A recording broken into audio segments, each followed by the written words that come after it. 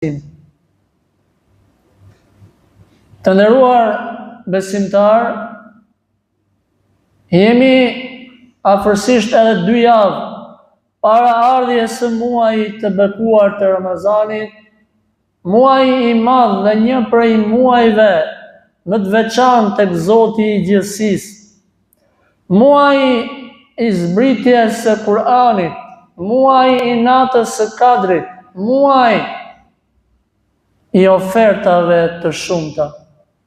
Lumë për atë njeri i cili e arrin muajin e Ramazanit, të muaj të begat me shpërblime shumë të mëdhaj. Ashtu sikur se punët e mira në këtë muaj shpërblehen shumë fish, edhe punët e këqija ndëshkohen tek Zoti i gjithësisë, më shumë se jashta muajit të Ramazanit. Prandaj le të ketë kujdes muslimani se si do ta përjetojë muajin e bekuar të Ramazanit. Po vjen ky muaj i madh, e gjithsecili prej nesh duhet t'i njohë rregullat e këtij muaji, duhet t'i njohë dispozitat e këtij muaji të veçantë. Ashtu sikurse në çdo adhurim që ne e bëjmë, nuk futemi dhe nuk e bëjmë një adhurim pa i ditë rregullat e tij. Por fat keq sot shikon musliman të cilët kanë 50 vjet që agjërojnë, akoma nuk e dinë çfarë e prish dhe çfarë nuk e prish agjërimin e tyre. Çfarë lejohet dhe çfarë nuk lejohet gjatë ditës kur është i agjëruar. Ti o musliman, interesohu për adhurimin që po e kryen. Interesohu për muajin e Ramazanit dhe shiko çfarë është e lejuar në të dhe çfarë është e ndaluar në të. Prandaj sot me lejen e Zotit do të mundohemi të flasim për disa gabime të zakonshme që ndodhin në Ramazan. Siç kanë thënë të parët tonë, e mësova të keqen jo për ta vepruar. Pra, e mësova një gabim apo një të keqe, jo që ta veproj, por që të ruhem prej saj. E mësova të kotën që të largohem prej saj. Dhe e mësova të mirën që të afrohem tek ajo. Thonte Hudhaifa radhiyallahu anhu, Allahu qoftë i kënaqur me të, njerëzit e pyesnin Muhamedit alayhis salam për të mirat, për punët e mira. Cilat janë punët e mira? Dërsa unë thoshte e pyesja Muhamedit alayhis salam për të keqen, për punët e këqija, nga rreziku thoshte dhe nga frika që mos bie në punët e këqija. Disa prej gabimeve të zakonshme që ndodhin në Ramazan. Gabimi i parë. Prej gabimeve më të mëdha gjatë muajit të Ramazanit është mos agjërimi. Mos agjërimi i këtij muaji të bekuar. Allahu subhanahu wa taala ka ardhur me 2 ajete kuranore ku na urdhëron agjërimin e Ramazanit. Thot Zoti i gjithësisë në ajetin e njohur: Ja ayyuhalladhina amanu, o ju të cilët keni besuar, agjërimi ju është bërë detyrë, ashtu siç ishte detyrë për ata që ishin para jush. La'allakum tattaqun, në mënyrë që ju të bëheni më të ruajtur nga gjunat, në mënyrë që ju të bëheni më të mirë, më të sinqert, më të butë, më të moralshëm, më mirë, në mënyrë që ju të bëheni më të devotshëm, ose ajo që kam pëlqen më shumë mua të them, në mënyrë që ju të bëheni rob të Zotit. Po, Ramazani vjen që të na bëjë neve rob. Shihe veten tënde dhe shikoj ata cilët janë më të përkushtuar me Zotin. Ashtu si ai është në Ramazan, ashtu duhet të jesh gjithë jetën tënde. Një njeri i qetë, një njeri i urtë, një njeri i butë, një njeri i moralshëm, një njeri i drejtë, një njeri larg rrenave, larg mashtrimeve, larg kotës, një njeri i cili e përkujton Zotin, një njeri i cili ka frikë respekt kundrejt krijuesit të tij, kundrejt Allahut subhanahu wa taala. I tillë duhet të jetë muslimani në Ramazan, dhe i tillë duhet të jetë muslimani jashtë Ramazan. mos agjërimi, një gjunah i madh. Allahu subhanahu wa taala po të urdhëron dhe të mjafton ty edhe mu një urdhër i vetëm i Zotit. Allahu po thot ju a kam bë detyrë Ramazani. Ti edhe unë, a do të agjërosh? Ti edhe unë, a e ke bë jetë me agjëru? Nëse jo, dije që është gabim i madh që ta lesh muajin e Ramazanit pa e agjëruar. Njerëzit sot gjejnë justifikime të kota. Njerëzit sot mundohen të gjejnë justifikime shumë të dobta dhe justifikime shumë të lehta. Nuk agjëroj sepse punoj. Po a ka dikush prej nesh që nuk punon? A ka dikush prej nesh që në Ramazan e len punën? A ka dikush i cili e len agjërimin? Gjunah i madh është për atë njeri i cili nuk mundet dot me agjëru. Nuk agjëroj se s'mund ta mbaj agjërimin. Po ti provoje. Pa e provu thot s'mundem ta mbaj agjërimin. Ne e dim që ditët e para është pak e sikletshme, në një dhimbje koke apo diçka tjetër. Ama në momentin që trupi i njeriut mësohet 2-3 ditë pastaj, nuk e ka më problem të gjë. Nuk agjëroj sepse kam punë të rënda. Po pyeti të parët tonë, çfarë kushtesh kishin ata? Sa të pakta ishin ushqimet që ato e hanin? Çfarë punësh të rënda dhe të rëndomta bënin ata dhe sërish të agjëronin? Sa për nesh të vjetërve të regojnë që kur agjëroja buza më qaj, më zirë të gjatë, ne pa e provu fare, thejmi nuk e mbaj do. Nuk e mbaj do të agjërimin se nuk rri pa cigare. Allah të falë. Nuk e mbaj do të agjërimin se nuk rri pa kafe. Nuk ka kështu. Allahu po të urdhëron. Allahu po të jep urdhër dhe po thotë, o robi im, o ti që ke besu Zotin, që thu la ilaha illallah, Muhammed Rasulullah, agjëra. Agjërimi nuk është vetëm për ty dhe për mua, ka qenë edhe për të parët tonë. Mos flasim për vështirësitë e shokëve të Muhamedit alayhis salam dhe vështirësitë që i kishte Muhamedi alayhis salam. Po vëllezër, ata kanë agjëruar në luftë. Me kilometra shkonin në rrugë, me u përballë me armikun, me agjërim.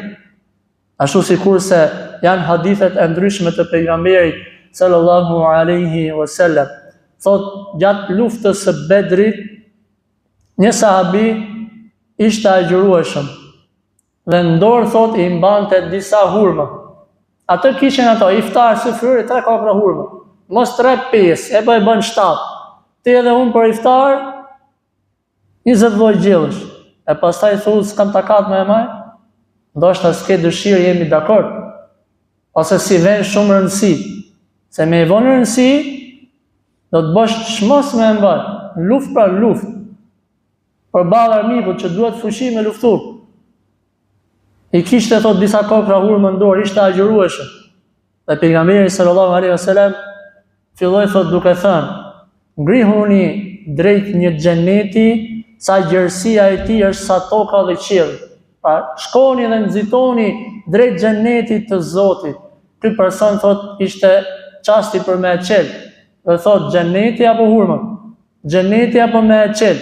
Sa që tregohet që i hodhi hurma dhe tha nuk ka kohë më me prit derisa ta qel, pastaj të shkojë në xhenet. I hodhi hurma thot dhe filloi luftën, subhanallahu. Të tillë kanë qenë përjetimet, të tillë ka qenë besimi i këtyre njerëzve tek Allahu subhanahu wa taala, sa që ka mjaftuar një urdhër i vetëm i Zotit. Dhe ata e kanë kryer atë. Mos agjërimi është për gjunave të mëdha, prandaj këshillojeni prindërit tuaj. Këshillojeni gratë tuaj, këshillojeni fëmijët tuaj që të agjërojnë në Ramazan. E dyta, prej gabimeve që bëhet gjatë Ramazanit, është agjërimi për adet, ose agjërimi për dobësim. Dikush thot, po, unë agjëroj, por agjëroj që të dobësohen, dhe që trupi im të jetë në formë. Ky nuk është njëti i duhur. Pejgamberi sallallahu alaihi wasallam thotë se veprat vlerësohen sipas njetit. Nëse ke për njet me agjëru, se do dobësohesh, do marrësh vetëm këtë lloj njeti. Dhe do dobësohesh. Sa i do e japi efektin e vet. Mirë po boje njet ndryshe. Thuj do agjëroj për hir të Zotit. Dhe dikush e bën njetin kaq të cekët. Thotë unë po agjëroj se ka thënë Zoti. Jo. Nëse don më u thellu pak më shumë. Dhe nëse don me marrë çik më shumë shpërblime, atëherë thuj, do të agjëroj sepse është urdhër nga ana e Zotit. Do të agjëroj sepse e ka bë pejgamberi alayhis salam. Do të agjëroj sepse e kanë bërë shokët e pejgamberit alayhis salam. Do të agjëroj sepse më shtohet besimi. Do të agjëroj sepse afrohem më shumë me Zotin. Do të agjëroj sepse shpërblehen me xhenet. Do të agjëroj sepse kush agjeron, do të hyjë nga xheneti me derën e Rayyan. Do të agjëroj sepse mbrun Zoti nga zjarri i xhehenemit. Do të agjëroj sepse më pastrohet zemra. E tillë duhet të jetë njeti jon. Dhe jo një njet i cekët fare. Dhe një njet jo i duhur. Kështu duhet ne që të marrim sa më shumë shpërblime tek Allahu subhanahu wa ta'ala. E treta, prej gabimeve që bëhet,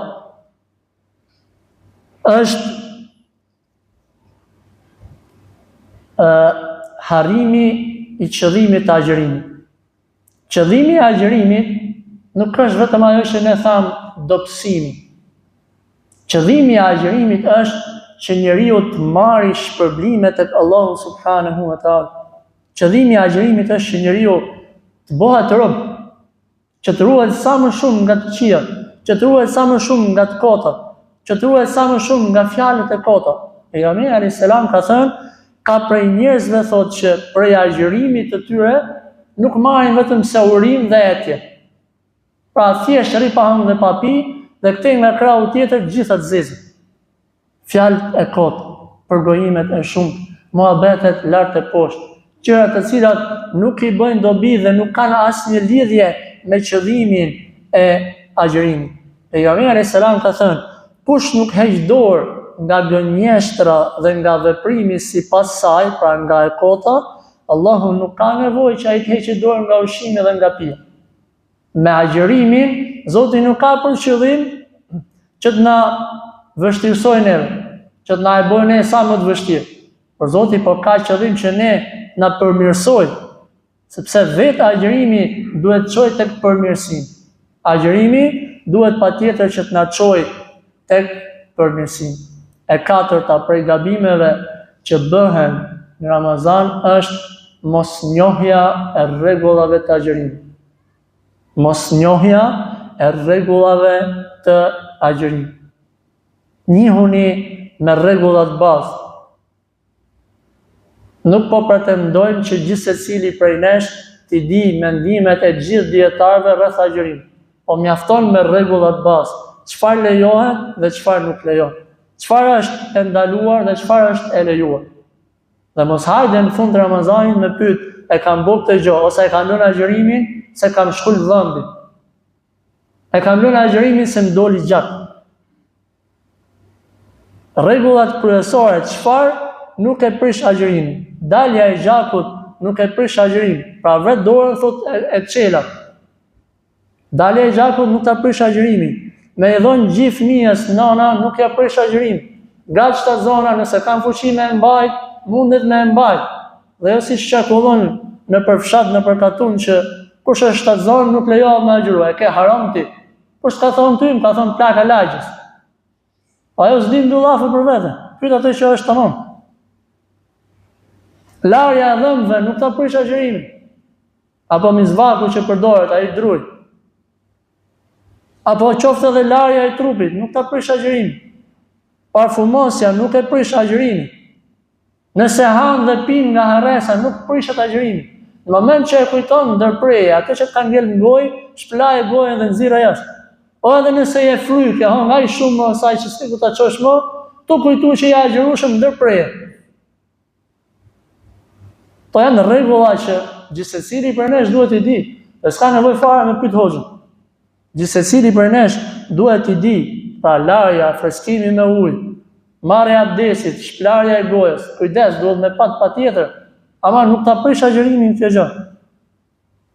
Të njihemi me rregullat themelore, me rregullat bazë, çfarë e prish dhe çfarë nuk e prish agjërimin. Dhe e pesta, për gabimeve që bëhet gjatë Ramazanit, një gabim që ka të fundit të shtu më së shumti është përtacia. Përtacia dhe gjumi. Gjatë Ramazanit nuk do me bëu asnjë lloj pune. 24 orë pa punë, vetëm gjumë, as namaz, as adhurim, as dhikr, as gjë. Ramazani është muaj i punëve. Ti mundesh me e lënë punën, si i ke kushtet dhe mundësitë, ama lënë punën me bëj një punë tjetër që është puna e ahiretit. Mund ta lësh punën e dunjas, nuk ka problem. Për një muaj nëse i ke mundësitë ekonomike. Ama shif çfarë po bën me Zotin. Le punën e dunjas, le punën e ahiretit, futje gjunit. Omer radiallahu anhu, kur i pa ca djelmosha të ri që rrinin në xhami gjithkohës, tu fal, gjithë ditën as puna si gjoj kapi dajap. I tha çfarë të bojo? Ç'është kjo punë kështu? Do të punu edhe për dunjan, edhe për ahiretin. Njerëzit e humbin kohën shumë në Ramazan. Hajde dalin në shëtitjet, humbin kohën, kaloj kohë, derisa kalon koha dhe mbaron në Ramazan. Thonte një prej dietarëve, Hasan al-Basri, Allahu qoftë i kënaqur me të, kur i shifte njerëzit të afër dall kot, thoshte as sikur ta shisnin kohën dhe t'ia bleja unë. Pa e donte ai kohën për me përfitu, e donte kohën për me marrë dije, e donte kohën për me adhuru Allahu subhanahu wa taala. Prandaj nëse në Ramazan ke më shumë kohë se jashtë Ramazanit, atëherë mundohu që të bësh sa më shumë punë dhe sa më shumë vepra të mira. E lutim Zotin tonë që të na falë dhe të mëshirojë të gjithëve. Lutim Zotin tonë që të na përmirësojë ne. Allahu i lartësuar na ruaj ne prindërit tanë, të afërmit tanë, gjithë besimtarët dhe besimtarët kudo që janë. Subhanakallahumma bihamdik, ashhadu an la ilaha illa anta astaghfiruka wa atubu ilayk.